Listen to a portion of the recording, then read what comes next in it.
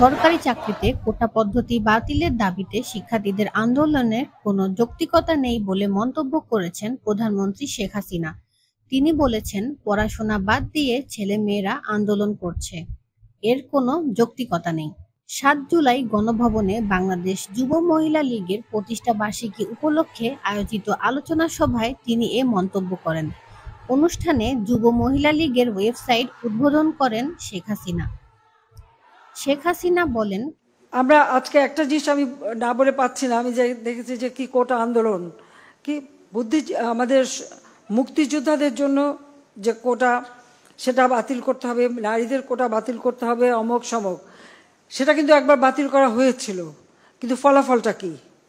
Public service কমিশনের পরীক্ষার হিসাব যদি দেখা যায়, তখন দেখা যাবে যে আগে যেখানে কোটা থাকতে মেয়েরা যে পরিমাণ সুযোগ পেত, সেই পরিমাণ সুযোগ কিন্তু এই কয়েক বছরে আর পায়নি। এটা হলো বাস্তবতা। এমনকি অনেক অনেক জেলা, প্রত্যন্ত অঞ্চল, সে অঞ্চলের মানুষগুলি কিন্তু বঞ্চিত থেকে গেছে, তারাও চাকরি পাচ্ছে না। হাইকোর্ট ইতিমধ্যে, এবং এইরকম বঞ্চিত হওয়ার কারণেই কেউ মামলা করে, হাইকোর্ট একটা রায় দেয়। হাইকোর্টের রায় আমরা সবসময় সেটাই মেনে নেই। কিন্তু আমরা দেখলাম যে এখন কোটা বিরোধী আন্দোলন আবার গড়ে তোলার চেষ্টা, ছেলেমেয়েরা লেখাপড়া বাদ দিয়ে এখন কোটা বিরোধী আন্দোলন করে, সেখানে মেয়েরাও করে। এখানে আমার একটা প্রশ্ন আছে, যারা এর আগে কোটা বিরোধী আন্দোলন করেছিল তারা পাবলিক সার্ভিস কমিশনে কতজন পরীক্ষা দিয়েছিল আর কতজন পাস করেছে, সেই হিসাবটা একটু বের করা দরকার। তারা দেখাক যে পরীক্ষা দিয়ে তারা বেশি পাস করেছিল, মেয়েরা বেশি পাস করে বেশি চাকরি পেয়েছে কিনা, সেটাকে তারা প্রমাণ করুক। আর হাইকোর্টের রায়, এটার বিরুদ্ধে এভাবে আন্দোলন করা, এটা তো সাবজুডিস। কারণ আমরা সরকার থেকে কিন্তু এভাবে কোনো কথা বলতে পারি না, কারণ হাইকোর্ট রায় দিলে সেখানে হাইকোর্ট থেকেই আবার আসতে হবে। কিন্তু আজকে আন্দোলনের নামে যেটা আবার করা হচ্ছে, পড়াশোনার সময় নষ্ট করা, এটারও কোনো যৌক্তিকতা আছে বলে আমি মনে করি না। মহিলা লীগের কর্মীদের পেনশন স্কিমে যোগ দেওয়ার পরামর্শ দিয়ে প্রধানমন্ত্রী বলেন, আমি মনে করি আমাদের যুব মহিলা লীগের যারা মেয়েরা, প্রত্যেকে কিন্তু নিজেরা এই সার্বজনীন পেনশন স্কিমে যুক্ত হতে পারে নিজেদের একটা ভবিষ্যতে।